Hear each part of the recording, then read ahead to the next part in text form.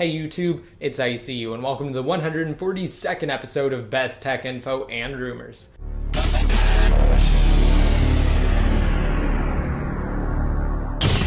Alright, and before I begin, I just want to say that some of you may have noticed that this is my 500th video uploaded to this YouTube channel. And also, my videos are about to reach 59 million cumulative views. And that's absolutely incredible. So thank you guys so much for your continued support through all of these videos. I hope you guys like them, and I hope you guys continue watching. Alright, and with that said, I'll also discuss another giveaway I'm going to hold specifically for my 500th video. So just stick around for that towards the end of this episode. Alright, and first up in the news, according to a new report from the Chinese site WeIPhone, Apple will allegedly enhance the screen of the iPhone 5S in a rather significant way, effectively doubling the pixel count to roughly 1.5 million. Additionally, the report suggests that the iPhone 5S will feature a narrower side bezel, although it's unclear how Apple will go about engineering such a device. The report is also vague on details pertaining to how Apple will achieve a display with double the pixels of the one found on the iPhone 5, as every feasible solution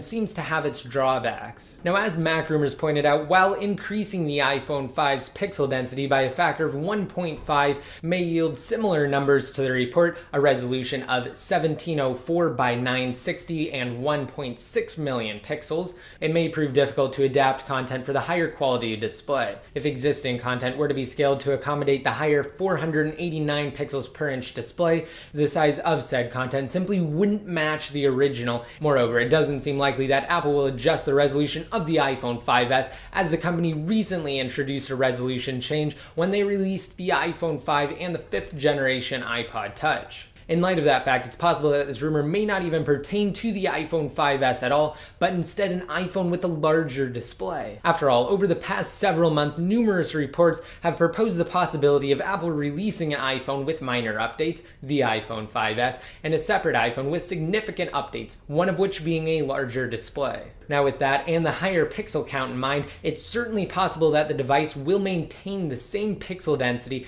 as the iPhone 5, allowing for Apple and developers to easily adjust their visuals to accommodate the larger display. Now, although a phablet-sized iPhone is just one possibility, be sure to stay tuned to this series, my YouTube channel in general, and Best Tech Info. I'll keep you guys completely updated on anything and everything iPhone related. Alright, next up I want to discuss some new details in the world of jailbreaking. So to do that, I'm going to refer to an article from Evasion Jailbreak that I'll have linked to down below in the more info. Before I go over though, as I'm sure most of you are already aware, when Apple released iOS 6.1.3 to the public, they effectively patched a number of vulnerabilities that the Evasion Untethered Jailbreak utility exploited to achieve an untethered iOS 6 jailbreak. So unfortunately, newer devices on 6.1.3 and even the iPhone 5 on 6.1.4 are not currently able to jailbreak.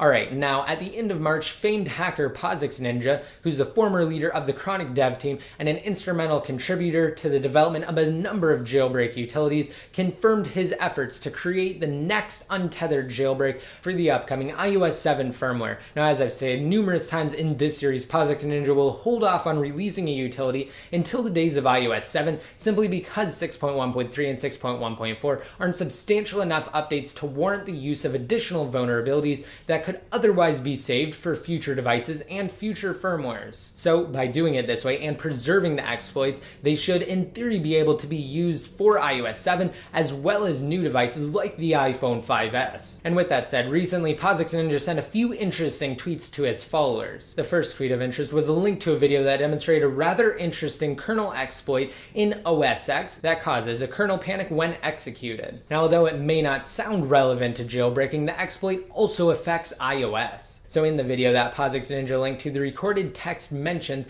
that they also discovered another vulnerability that doesn't require root access to function, meaning it will be useful in the development of a jailbreak utility. And other tweets between POSIX Ninja and one of his colleagues reveal that they've discovered 3 new vulnerabilities in total. And the last thing of interest from POSIX Ninja is one of his more recent tweets, in which he states that he has to, quote, finish up code signing exploit and iOS 7 will be mine. Although this news won't yield any immediate results, it does prove that POSIX Ninja is continuing to pursue his efforts to ensure the future of jailbreaking. And just to give you guys a really quick summary, every single iDevice on iOS 6, 6.0.1, 6.0.2, 6.1, 6.1.1, and 6.1.2 can successfully jailbreak using evasion. Now, this is an untethered jailbreak, which means you don't have to plug it into your computer and rerun a certain portion of a utility every time it powers off and you need to reboot it. However, if you do upgrade to 6.1.3, the only devices that can jailbreak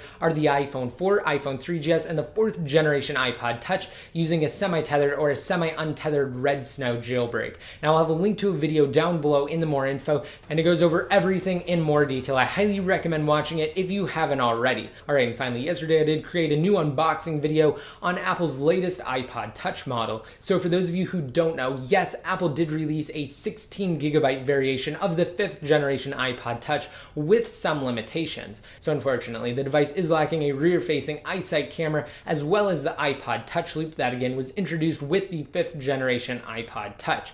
If you want the camera and the iPod Touch Loop, you'll have to spend the extra money to either get one of the 32 or 64 gigabyte capacity models. And in my unboxing video, a lot of people didn't understand the point and why anyone would get it. Well, Apple did discontinue the 4th generation iPod Touch and replaced it with this lower end entry-level 5th generation iPod Touch for $229. So instead of spending $299 for the 32 gigabyte 5th generation iPod Touch, you could go into an Apple store and spend $229 on the 16 gigabyte model. And if you want an extra chance to enter into my $100 Amazon gift card giveaway, then just be sure to go to that video, rate it up, and leave a relevant comment in the comment section. Which brings me to my next point, which are the two giveaways that I'm currently holding. So in lieu of this being my 500th video, I'm going to give away another $100 Amazon gift card once this video reaches 2,500 comments and 1,000 likes. And when that milestone is reached, I'm going to leave the code for the $100 Amazon gift card in the comment section of this video.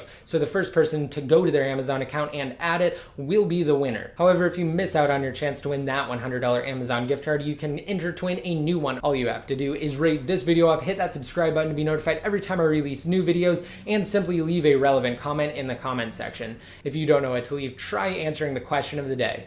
Do you think it was a mistake for Apple to leave out the iSight camera in the 16 gigabyte version of the 5th generation iPod Touch simply to bring its costs down? Again, let me know in the comment section or on Best Tech Info. And as always, to be updated more often, just be sure to like me on Facebook, follow me on Twitter, and add me to one of your circles inside of Google+. And until next time, this is ICU signing out.